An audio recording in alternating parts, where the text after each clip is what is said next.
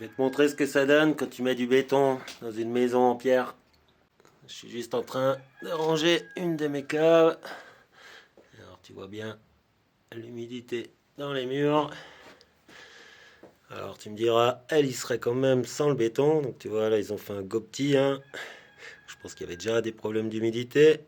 Un gopti en béton. Et une belle dalle en béton partout ici. Donc, tu vois ça n'empêche pas l'humidité de remonter. Ça la ralentit. Qu'est-ce qui se passe?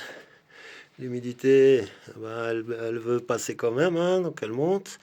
Et puis elle va sur les murs périphériques. Donc, enfin, ça, c'est les murs extérieurs.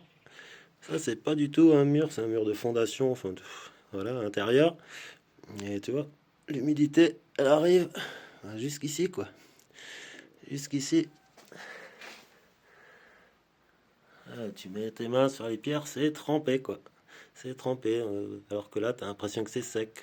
Donc, tu mets ton enduit béton sur tes pierres, tu as l'impression que ça va être sec, et rien du tout, ça passe derrière, ça passe derrière. Et puis bon, forcément, hein, au bout de 15-20 ans, ou peut-être sûrement moins, ça traverse ton béton quand même.